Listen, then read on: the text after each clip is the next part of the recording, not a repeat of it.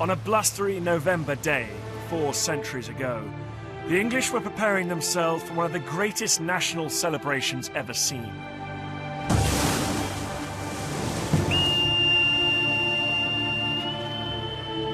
Beneath the dome of St. Paul's they gathered to celebrate their tiny nation's victory over the world's greatest superpower, Spain. On the walls hung the captured ensigns of the Spanish fleet that was even then being dashed on the rocky shores of Scotland and Ireland.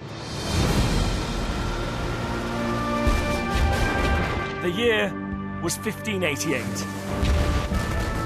and the battle was the Armada.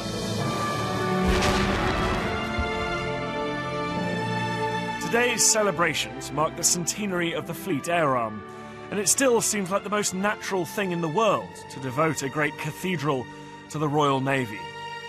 A tradition that began on that autumn day 400 years ago. 1588 marked a turning point in our national story. Victory over the Armada transformed us into a seafaring nation, and it sparked a myth that would one day become a reality. That the nation's new destiny, the source of her future wealth and power, lay out there, on the oceans. This series tells the story of how the Navy expanded from a tiny force to become the most complex industrial enterprise on Earth. Of how the need to organize it laid the foundations of our civil service and our economy. Of how it transformed our culture, our sense of national identity, and our democracy. It's a story of heroism and innovation, but also of disasters and dark chapters in our history. It's the remarkable story of a 400-year struggle, fought at sea and on land, of how the Navy drove Britain into the modern age and changed the world.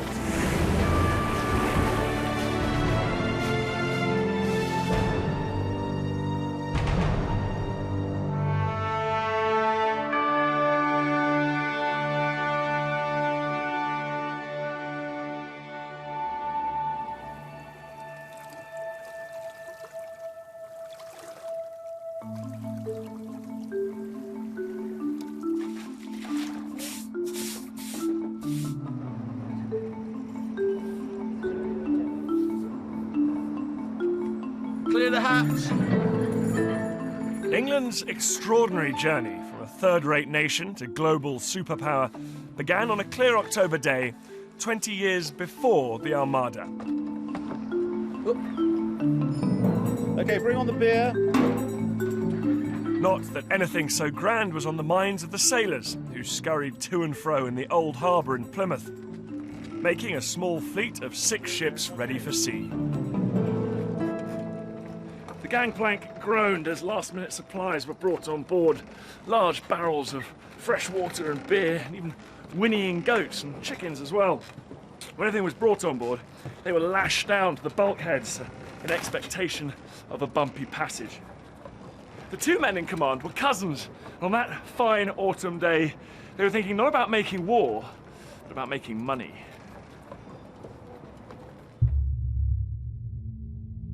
The older of the 2 was John Hawkins, who, at the age of just 35, was already Plymouth's leading merchant venturer.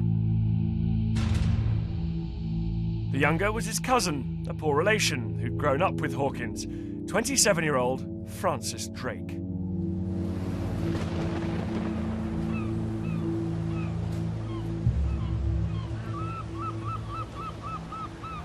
They were leaving behind a poor, insignificant town on the edge of a poor, insignificant country which itself clung to the fringes of Europe.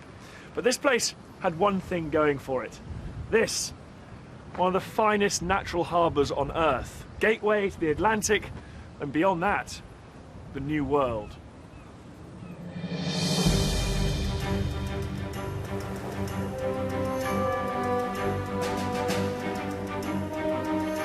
First discovered only 60 years before, the New World of the Americas offered wealth beyond imagining.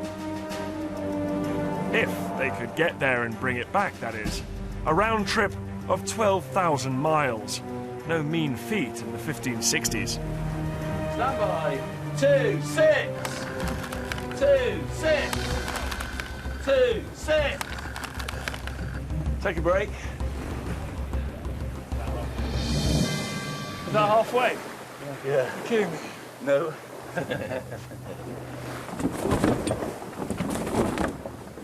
This wonderful replica of the Tudor ship, the Matthew, gives me a strong sense of what life might have been like on board. Sailing one of these, you're just so struck by the ingenuity, aren't you? It's the sort of combination of wood, rope, bit of metal, and you can sail around the other side of the world. Among the profit-hungry investors in the venture was the Queen herself. She'd lent 2 ships, the Jesus of Lubeck and the Minion. Both were old, spent and rotten, as were most of the vessels in her tiny navy. The crew, too, would get their share of the booty. All were young, some were just boys. Among them Hawkins' nephew, Paul, and the 13-year-old Miles Phillips, whose journal relates the terrors of frequent storms and leaking hulls. There were no creature comforts for those on board either. The single-minded Hawkins made his men sleep on deck, because every inch of hold space was reserved for the cargo that would make the cash.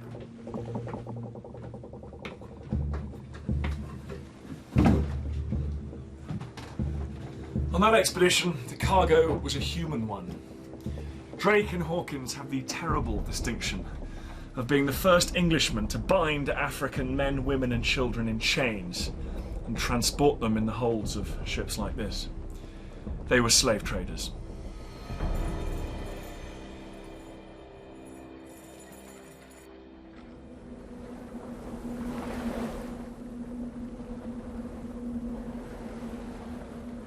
Six weeks out of Plymouth, they picked up 500 slaves in Guinea, then headed west. Few Englishmen had ever made this journey. England had been slow to spot the opportunities of the New World, and the Spanish had got there first. Now Spain jealously guarded a lucrative American empire stretching from South America through the Caribbean to Mexico and further north. Drake and Hawkins just wanted a little slice of the action. Nip in, sell a few slaves, and return home with a hold full of silver. The problem was that the Spanish had banned foreigners from trading within their lucrative empire. Hawkins had managed it once or twice before and got away with it. He hoped to do so again. But this time would be different.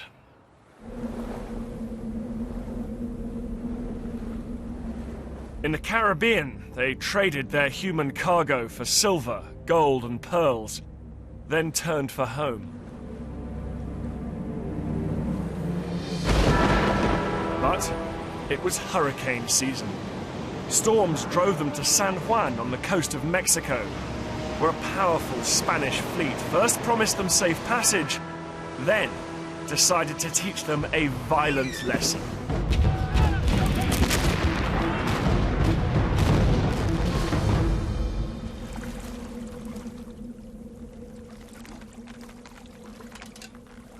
In the fight that followed, Hawkins lost 3 of his ships, including the Jesus of Lubeck, and 200 men killed or captured.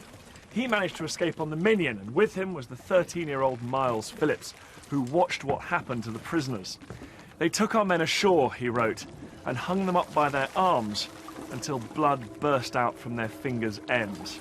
In a moment of personal tragedy for Hawkins, he realised that his nephew Paul was among them.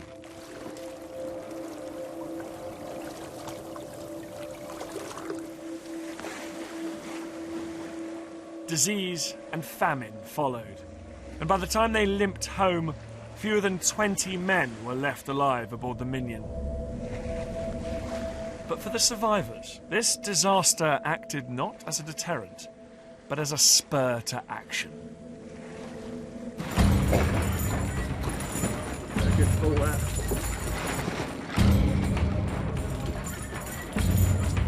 experience marked Drake and Hawkins for the rest of their lives. Neither would ever forgive the Spanish for their treachery, and they threw themselves into a bitter personal crusade against Spain.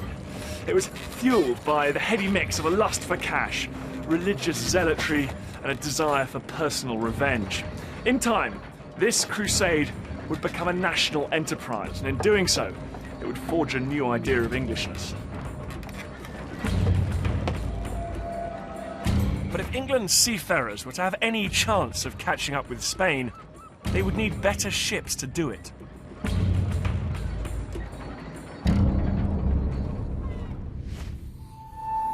Hawkins' answer was the race-built galleon, his radical breakthrough in warship design, preserved in these original drawings.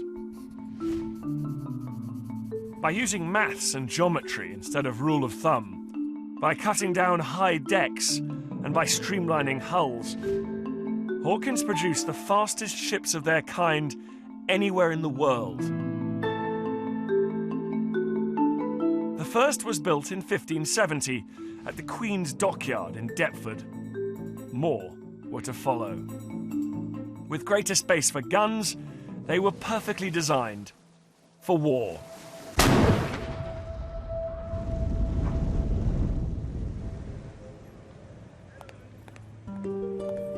But 20 race-built galleons, the most the Tudor state could afford, would not be enough on their own. Hawkins landed a job on the Navy Board, the committee that ran the Queen's modest fleet.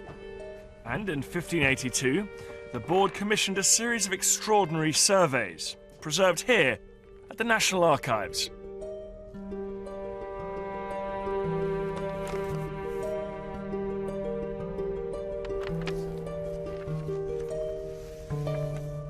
Yeah, see, I've read about this, but I've never seen it before. This is a list of every ship in England compiled under Hawkins' leadership, and it's actually, as you can see, broken up by county here. Norfolk, Suffolk, absolutely meticulously written down. It's beautiful.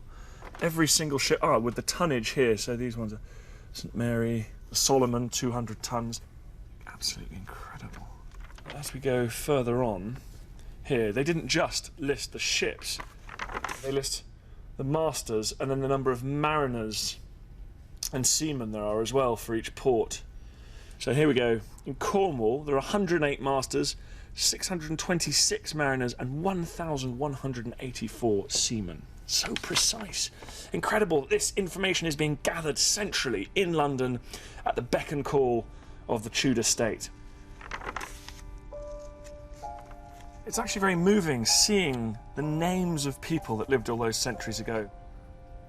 And once you have a list like this, when war comes, when there's a national emergency, you can go and knock on the door of men like John Cooper and Peter Dollimore and say, right, mate, you're coming in the Navy, you'll come to protect the country.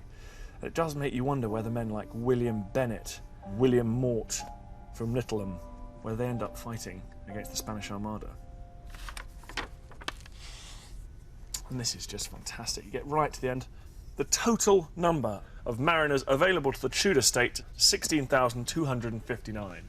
Men that could be mobilised to protect little England against the greatest superpower in the world.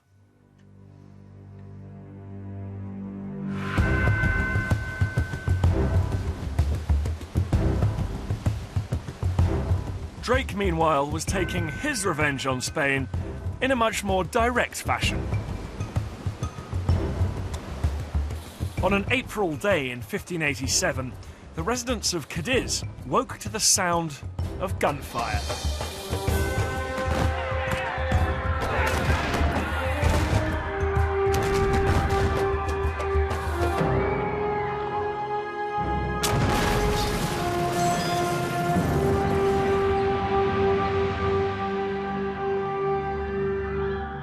By the end of the day, over 30 Spanish ships lay at the bottom of the harbour, and Drake's fleet had sailed away with holds full of treasure. It was the culmination of a 10-year pillaging spree that had seen Drake circumnavigate the globe, attack Spanish colonies, and steal their loot. Belligerent, venal, a peerless seafarer, he was Protestant England's new hero. In Catholic Spain, he was anything but. Standing here, looking at it from the Spanish point of view, the English appear little different from Vikings, men who came from the north in ships bent on plunder and destruction, to whom nothing was sacred. Most infamous of all was Drake, still hated, still known as Il Draque, the dragon. And now the dragon had pushed the King of Spain to take his own terrible revenge on Drake and England.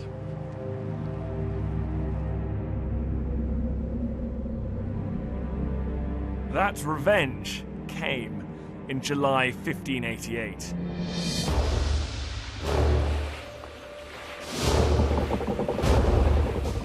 When the Armada appeared off England's coast, one eyewitness wrote that the ocean groaned under their weight. It had taken Spain 3 years and a titanic amount of silver to assemble it, while the English fleet had been mobilized in just 3 months. The battle raged for several days. But the leadership of men like Drake and Hawkins had given the English a decisive edge.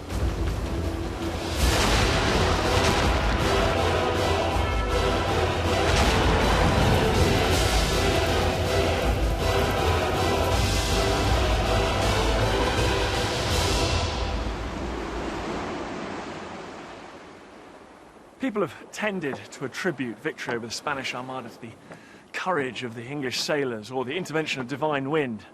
In fact, the Spanish fought equally bravely, and at different stages of the campaign, the wind favoured both sides. The real reason is a lot less glamorous. It's the inspired organisation of Hawkins.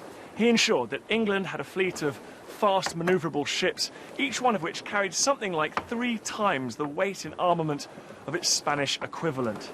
He laid the foundations for modern naval warfare, bringing ships, men, and cannon together in a decisive combination.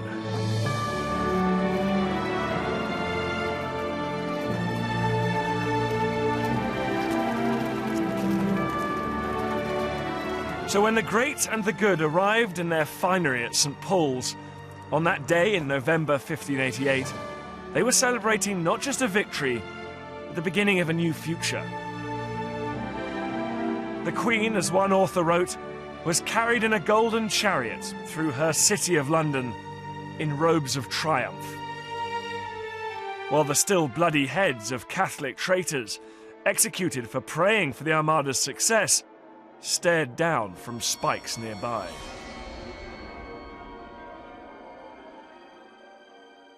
The Tudor PR machine went into overdrive. A new portrait showed the Queen triumphant, her hand on a globe, the Spanish ships crushed on the rocks behind her.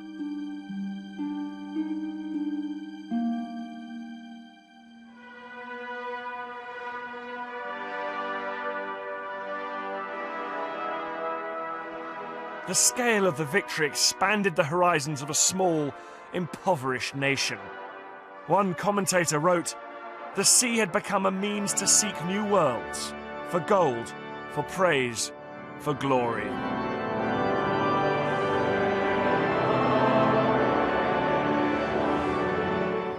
The English had been given a bright vision of a glittering future, of riches beyond imagination, of new frontiers that stretched way beyond the shores of tiny England.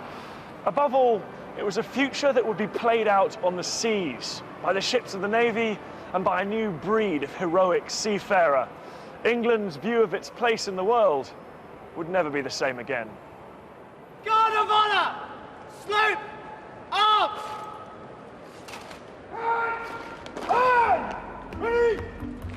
The Queen's Navy had become a source of national pride as never before, and there was an insatiable demand for stories of seafaring adventure and discovery. A new national identity, aggressive, ambitious, and Protestant, was in the making. If Hawkins was the architect of that new identity and Drake its firebrand, then Richard Hakluyt was its biographer. In In 1589, the year after the Spanish Armada, he wrote this: "The principal navigations, voyages, traffics and discoveries of the English nation." An account of 1,600 years of history containing over 250 seafaring adventures by Englishmen, a mix of storytelling and myth-making. Here at the back of this one, for example, we have Hawkins's ill-fated trip to the Caribbean with Miles Phillips' gruesome account of the barbarous treatment they received at the hands of the Spaniards. Here in the next volume, we have the account of the defeat of the Spanish Armada itself, which ends with this incredible paragraph that says, "Thus the magnificent, huge and mighty fleet of the Spaniards in the year 1588 vanished into smoke." This was history with a purpose, a call to arms to a nation on the verge of a new destiny. That destiny could not have been made more obvious than it was in a subsequent edition of Hakluyt's work, which contained this stunning map. Now, this piece of paper is 400 years old. It's incredibly beautiful. Just look at the detail of the world's coastlines and ports and rivers. And what's so remarkable about this map is that medieval maps show England as an insignificant island clinging to the edge of Europe. But now England's not at the edge. It's been picked up and moved right to the heart of the world. It's an image of the world we all recognise, but this map showed it for the first time. It was a potent symbol of a nation that now had global ambitions. Ships poured out of England, bound for the Americas, Africa, Asia and the Baltic. Numerous and aggressive, these English pioneers steadily eroded Spanish power and founded the colonies that formed the beginnings of Britain's future empire.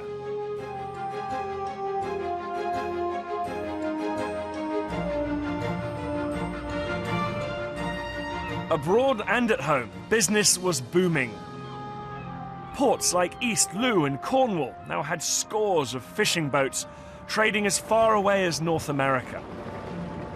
In these new, confident times, they called themselves the Western Adventurers. But economic success brought a new threat that no one had foreseen.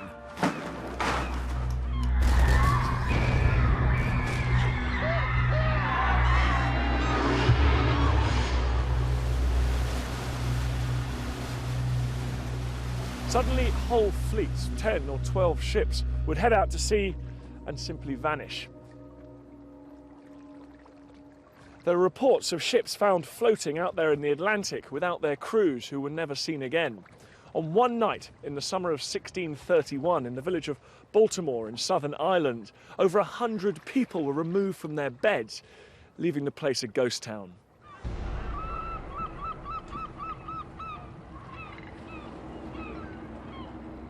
A remarkable letter, written in August 1625, reveals the scale and horror of the problem. It's from the Mayor of Plymouth, Thomas Seeley, to the King's Council.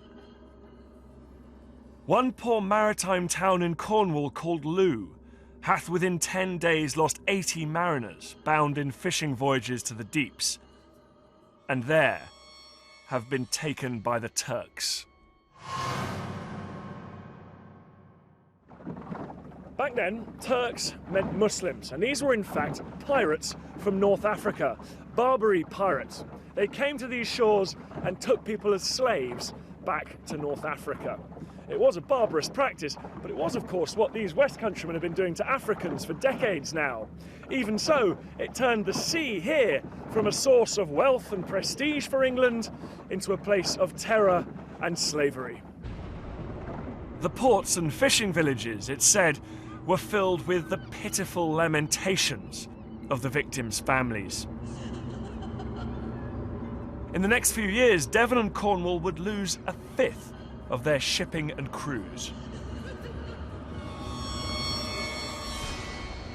This extraordinary and little-known episode in English history was to have far-reaching consequences. Englishmen were bred on the myth of maritime invincibility. But now they had to face hard truths. Once the predators, they were now the prey. And people did what they usually did in a crisis. They blamed the government. And they weren't entirely wrong.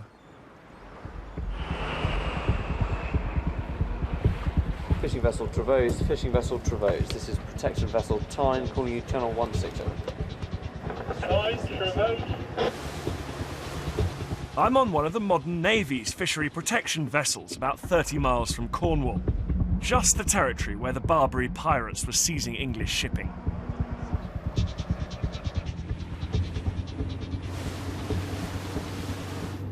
Trevose, this is Tyne. It's my intention to send a routine boarding team over to you. My team will be with you in 20 minutes, over.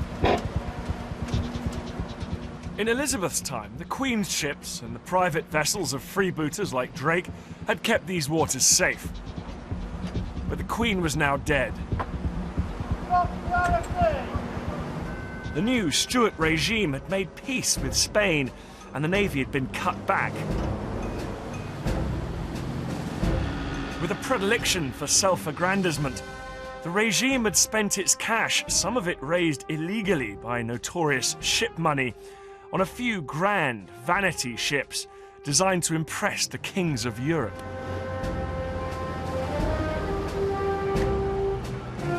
Trouble was, fishery protection wasn't the kind of job that these showy vessels were designed to do.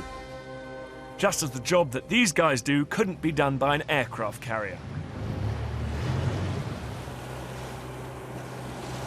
In the absence of this kind of protection, the king's subjects, particularly down here in the West Country, were completely vulnerable.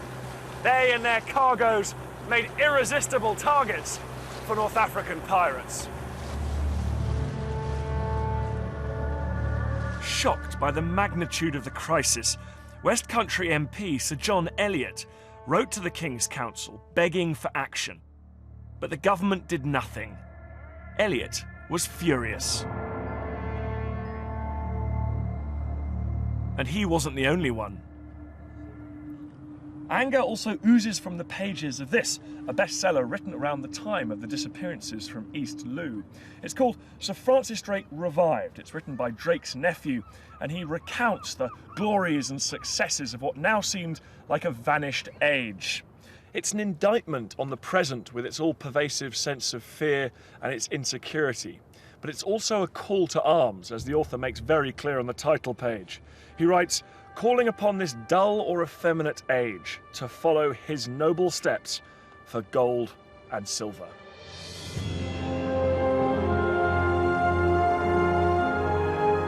Sir John Eliot caught the mood, calling for a return to the aggressive policies of the past. England's new king, it seemed, was listening. Charles I had been on the throne for just a few months, and like a modern leader seeking crowd-pleasing policies in troubled times, he funded an expedition to attack Spain.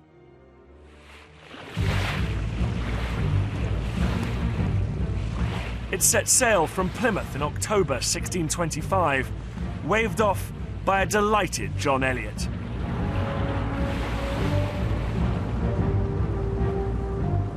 Their target was none other than Cadiz. Their mission, a Drake-style smash and grab, returning home with holds full of treasure to public acclaim.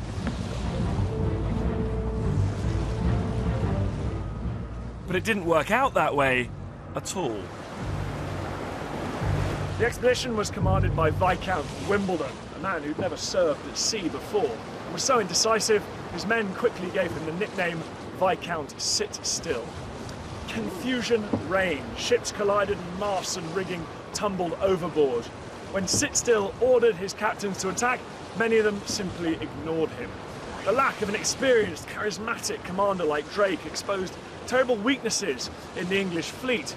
Even with Drake in charge, it had been hard enough to impose order.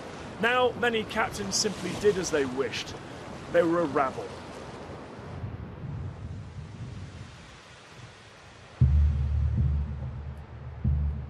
The chaos continued when they landed 2,000 troops on the beach, but failed to give them any water. the weather was scorching.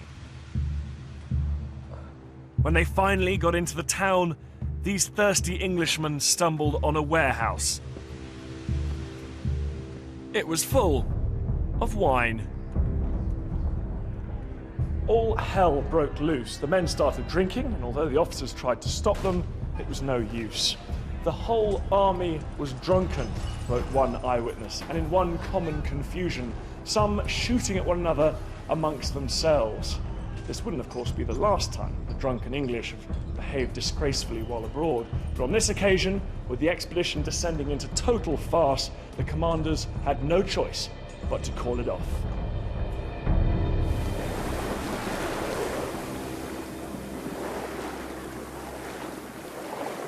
On the way home, farce turned to tragedy as disease took hold. By the time they reached Plymouth, hundreds were dead and hundreds more were dying.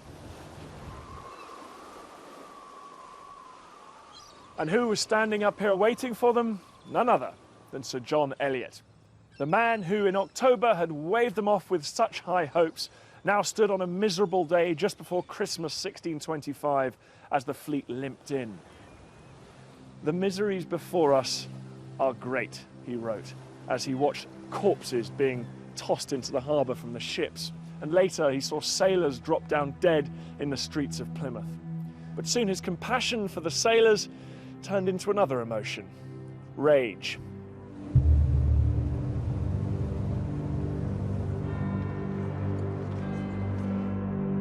News of the fiasco soon reached London, and when Parliament convened, John Eliot was on his feet, his anger echoing around St. Stephen's Hall. "Our honour is ruined. Our ships are sunk, our men are killed, not by the sword nor by the hand of an enemy, but by those we trust." Those words, spoken by Eliot in this chamber where the House of Commons used to meet, were the sharpest denunciation of royal government ever heard in Parliament. Cadiz, Eliot said, proved that the king was unfit to run the navy. In a series of extraordinary speeches in here, Eliot demanded that Parliament take a greater role in overseeing the affairs of state. When the Speaker, who sat in his chair on this spot, tried to shut him up, Eliot hired 3 thugs to hold him down. If it seemed like revolution was in the air, it was. The king's failure to run a modern, efficient navy had sparked a constitutional crisis. John Eliot was thrown into the Tower. But a new generation of MPs, immortalised here in St. Stephen's Hall, took up his call for liberty. Relations between king and parliament collapsed. In 1642, Charles fled London and the Civil War began.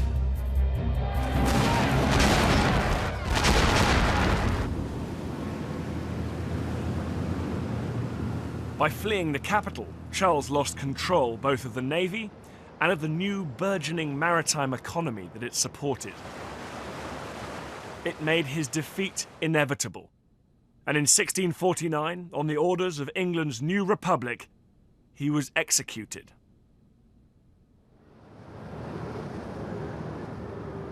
Parliament acted quickly to secure control over the navy, putting men of proven loyalty in charge.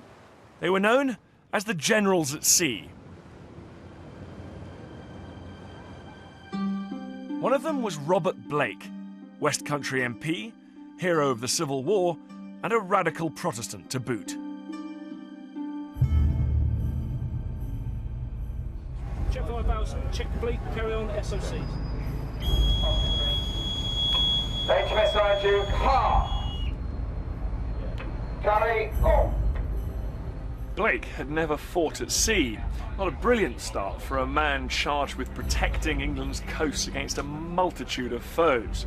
But Blake understood warfare and men, and he knew that chaos and indiscipline were as dangerous at sea as they were on land. Command problems that had dogged the English expedition to Cadiz still remained. In one of his first battles, he was appalled to see his captain disobey his orders and flee. He knew he had to find a way to assert his control. His solution was to produce the Navy's first ever set of rules and regulations, the Laws of War and Ordinances of the Sea, in 1652. For the first time, it gave English commanders a fighting chance of issuing orders that would be obeyed. Port 15. It was a list of 39 offences, from stealing to spying, from cowardice to sleeping on duty. Most were punishable by death. Blake even sacked his own brother for discipline offences. The Laws of War offered a blueprint for structure and discipline at sea that would later be applied through all areas of government.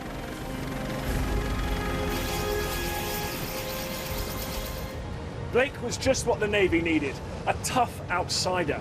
He could see that over the previous 50 years, the Navy had vacillated wildly between great successes like the Armada and total failures like Cadiz, but there was no reliability.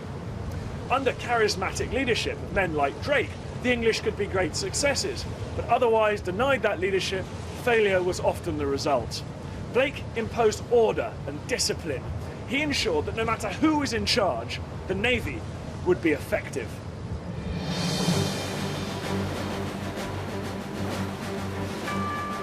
Blake left behind a navy that was larger and more disciplined than the country had ever known before. The powerful fleet had protected the young republic from its foreign enemies, but it could not fill the vacuum created when Cromwell, the English dictator, died. A new era was coming.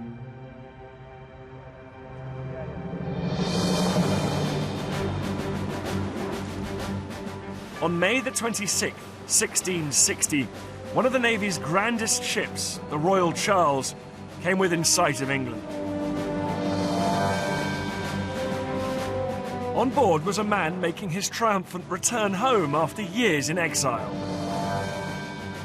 It was Charles, son of the murdered king, soon to be crowned King Charles II.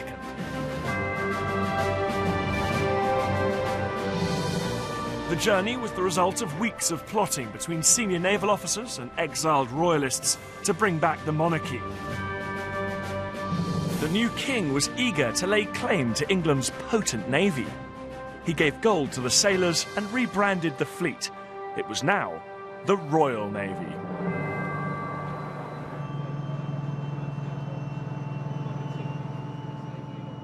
Disembarking with the royal party was the younger cousin and newly appointed secretary to the ship's commander.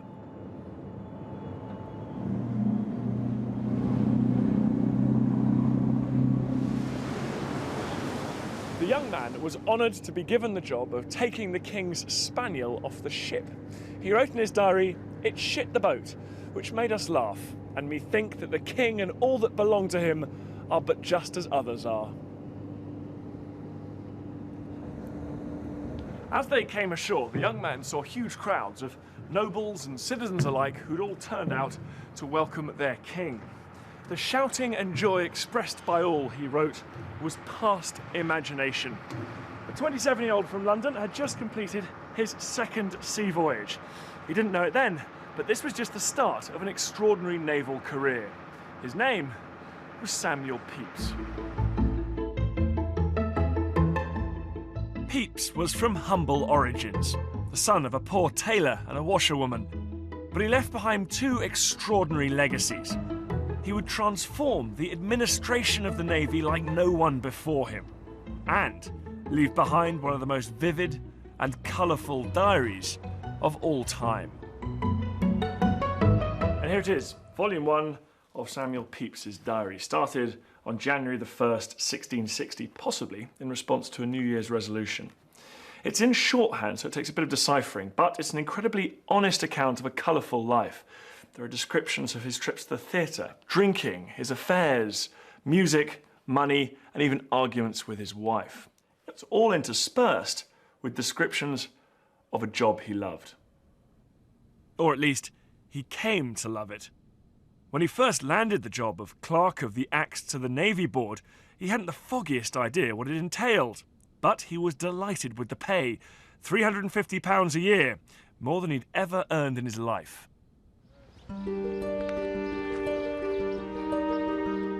Eager to learn, Pepys threw himself into the complex new world of the Navy's dockyards at Chatham, Woolwich and Deptford. All are now long gone. But this yard on the Dutch coast is building a replica ship of the same era. The project manager is Arian Klein. It's great to see the ship at this stage, isn't it? Because you see what gives it its strength. Because usually you just sort of see it when it's floating around. Yeah, massive timbers. Yeah, it's all heavy timber construction. So how many oak trees go into the building of this then? Well, several hundred. Really? The estimates vary from 400 to 600 fully grown trees. And some of these trees will be maybe 100 years old, maybe older. And how long would it take to build this back in the 17th century? It took about 9 months. Wow, that's quick. Very hard labor. Yeah, hundreds of men working day and night almost. And as soon as these ships were watertight, they will be put into the water, so to make room for the next ship on the slipway. God, it just shows the value of the goods that these ships are bringing back, I suppose. That they were being built to just bring back the riches of the world. Well, yeah, the big East Indiamen were built for trade, but this particular ship we're standing in now was a man of war. Who was it built to fight against then? The English, I'm afraid. The Dutch had a really large stake in the world trade at that time, and England, of course, thought, well, we'll have some of that trade, and it erupted into trade wars between Holland and England, and this ship is basically a result of an arms race between the two countries. The Dutch had overtaken Spain to become England's new maritime rivals. They were aggressive, Protestant and organised, just like the English. To combat the Dutch threat, England was now spending a mighty 25% of the national budget on her navy, making it by far the country's largest industrial enterprise. The dockyards consume materials in vast quantities, 150 tons of iron a year, 100 miles of rope, and had a vast workforce to match. And as Pepys soon discovered, corruption was rife. Pepys reported corrupt officials to the Navy Board, but he soon realised that the worst corruption was actually on the Navy Board itself. He refers to his colleagues as old fools and rogues, and realised that one of them was even stealing from the sailors' pension fund, known as the Chatham Chest. The problem was that the Navy had become a vast receptacle of public funds. There were no systems in place to spend that money, and if a few thousand went missing, who would care? Pepys cared, and realised that every aspect of the Navy had ballooned except for the central administration. The fleet had grown far beyond the ability of the medieval Navy Board to manage it. Back in the office, Pepys hired a team of clerks. He gave them desks and regular hours, and together they set out imposing some order. They spent a lot of time making lists. This one here is an alphabetical list of all naval officers that served in the Navy during Pepys' time in office. Starting up here with A, coming all the way down to Z down here. The amazing thing is it contains a fair amount of information about their service records, the dates on which they're in different ships. In fact, in some cases it even has their fate. So for example, this man died, George Colt drowned, and Humphrey Conisbee was discharged by His Royal Highness. Lists like these imposed manageable symmetry on the anarchic world that Pepys found himself in, and he became an expert in the complex gathering and storage of information. He was determined to professionalise every aspect of the Navy's operations. He designed a call book to keep records of dockyard hours worked, compiled an alphabetical list of all contracts, and kept detailed notes of everything he did. Pepys wasn't the first naval administrator to make lists, but he was the most systematic, the most brilliant, the most obsessive. He was a man who adored the Navy, not because he loved storming aboard enemy ships with the smell of gun smoke in his nostrils, but because he loved the bureaucracy. He delighted, he wrote, in the neatness of everything.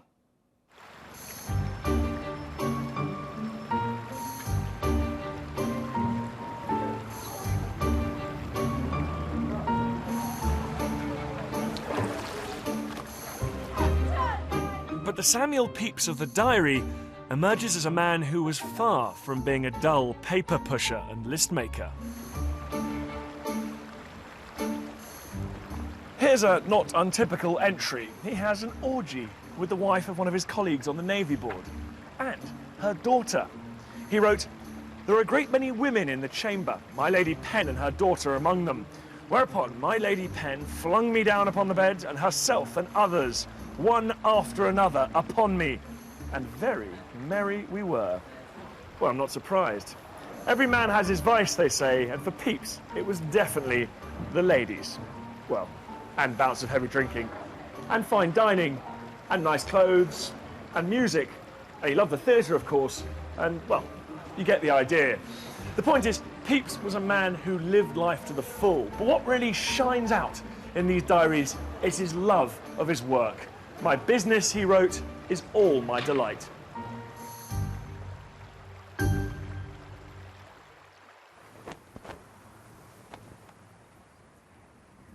The Navy's Officer Training College here at Dartmouth was built long after Pepys's time, but the idea of professionally trained and qualified officers was his.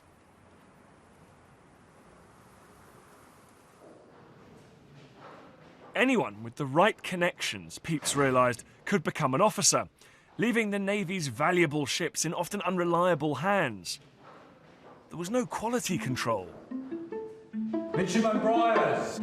Sir, Pepys's solution: exams. The verbal test that he introduced for all would-be lieutenants still exists. Midshipman Briars, take a seat, please. These days, they call it Fleet Board. First question is, what are the responsibilities of the CBM at State 1? He's on upper deck roaming, sir, looking mostly for firefighting events. Okay. The whole idea of assessment and interview seems deeply familiar to us. What items of seamanship rigging must always be fully rigged? That would be the safety net underneath, sir. That's because of Pepys. When he introduced his exam for lieutenants, it was the first time any employee of the English state had ever been tested in this way. And where is it located? Quick release marker buoy, sir. It's usually found on the quarterdeck. Okay, thank you very much. Midshipman Briars, please carry on. Using pen, paper and a tidy mind, Pepys had done for the Navy as an institution what Hawkins had done for its ships and Blake for the discipline of its crews. But could it survive the ultimate test? War.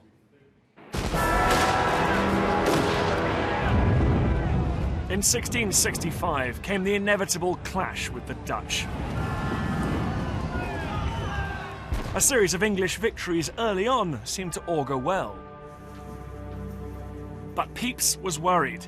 He'd said from the start that Parliament hadn't voted enough money to fund the war, and, just as he predicted, the money was soon gone. The Navy lunged from triumph to crisis. Things soon reached boiling point. The Navy was terribly in debt and sailors went unpaid. In the dockyards, Pepys saw workers walking around like ghosts, and he heard the lamentable moans of sailors that lay destitute in the street, a sight which, he said, troubled him to his heart. To add to the sense of crisis, plague broke out in London, and Pepys and his clerks came down here to Greenwich, where they took up residence in this, one of Charles II's unfinished palaces. But that put them in the heart of the fleet with all disgruntled sailors around them. One day, their windows were broken and Pepys and his staff were threatened with physical violence.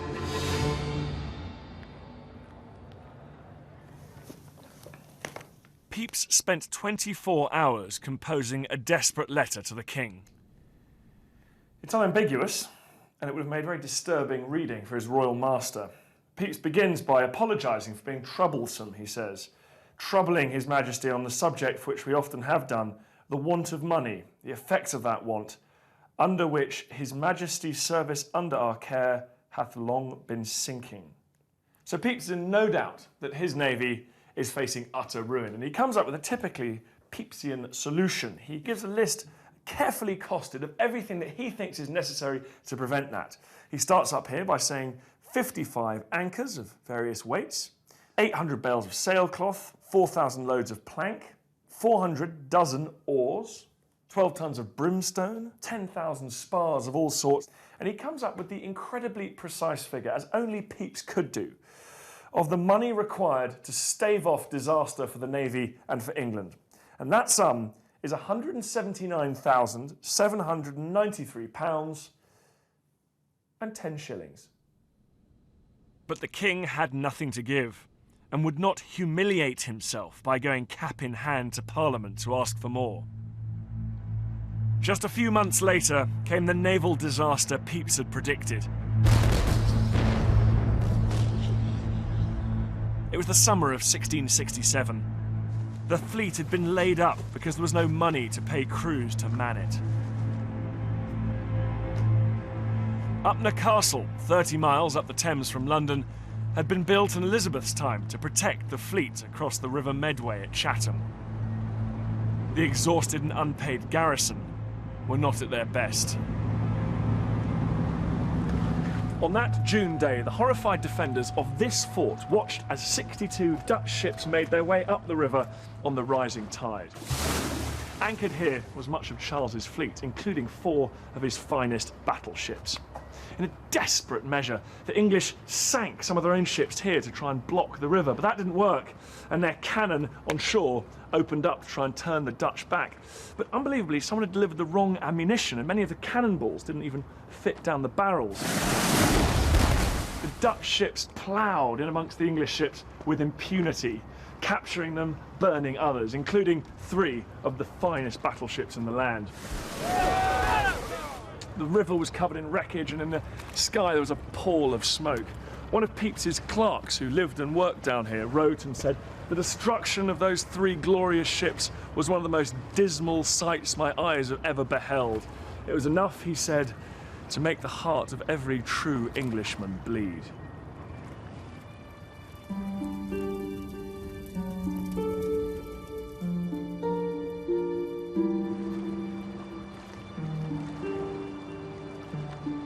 In a final humiliation, the Dutch towed back to Holland the Royal Charles itself, a moment immortalised on canvas, showing the pride of England's fleet, flying the Dutch flag.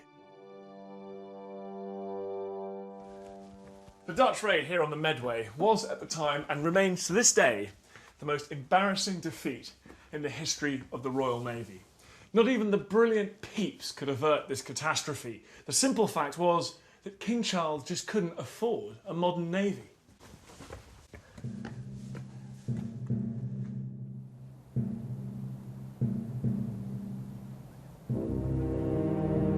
The Medway disaster set the King and Parliament on another collision course over how the navy was to be funded and controlled.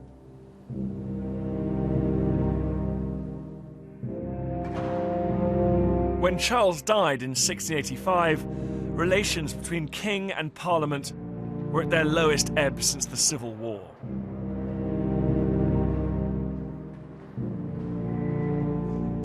He was succeeded by his brother James. Now, he had had a rather successful career as an admiral in the Royal Navy. Could he be the man to work together with politicians and financiers and businessmen to build a new kind of constitutional monarchy? Well, no. And this extraordinary portrait tells us why.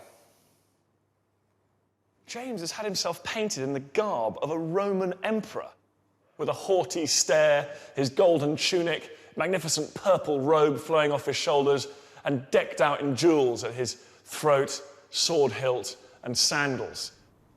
And out at sea, his navy, his plaything, the royal banner flying from the main topmast.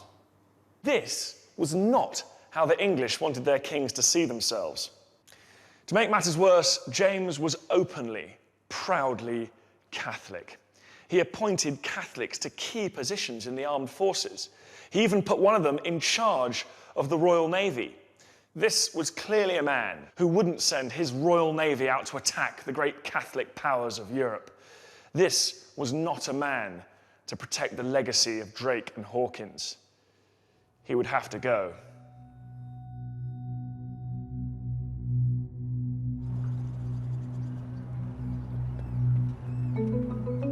In July 1688, a figure dressed as a common sailor arrived in Holland. Beneath the disguise was England's premier naval officer, Admiral Arthur Herbert. Or rather, ex-admiral. He'd resigned weeks before, refusing to serve under King James. Herbert was carrying an extraordinary letter. It was signed by 7 Englishmen, all grandees in the armed forces, church and state, and it was addressed to the Dutch Prince William of Orange, who was not only Protestant, but he was married to James II's daughter, Mary. It was an appeal for William's help against their tyrannical king. This was high treason, but Herbert and his fellow conspirators were the desperate men from an exasperated nation. And in William, they'd found their man.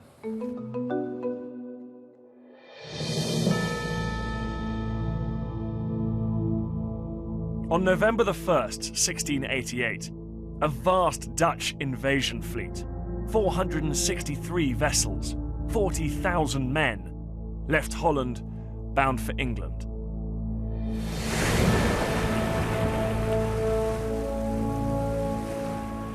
It was almost exactly 100 years since the Spanish Armada. But this time, not a single shot was fired.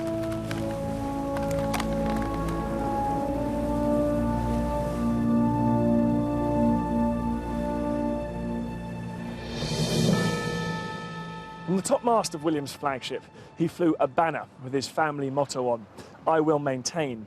But he added, in letters 3 feet high, the liberties of the English and the Protestant religion. The message was clear, and when William landed here on the south coast of England, he was greeted with cheers. Over the next few weeks, it became obvious that the English weren't going to fight for James II, and he fled the country and was replaced as king by William.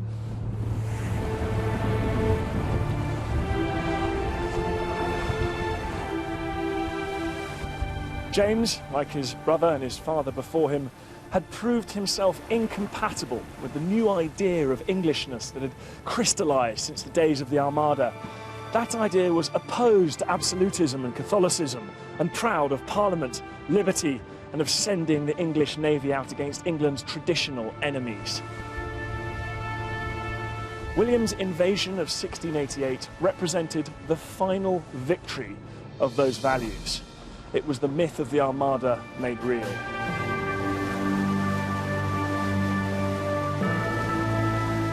In little over 100 years, a rabble of West Country seafarers and a few royal ships had become a recognisably modern institution, with staff and systems to manage a vast, efficient navy.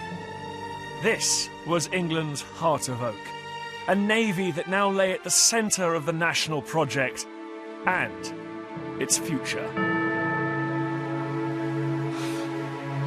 Next week, how the Navy triggered a series of revolutions in finance, industry and agriculture, generating unimaginable wealth and propelling Britain into the modern world.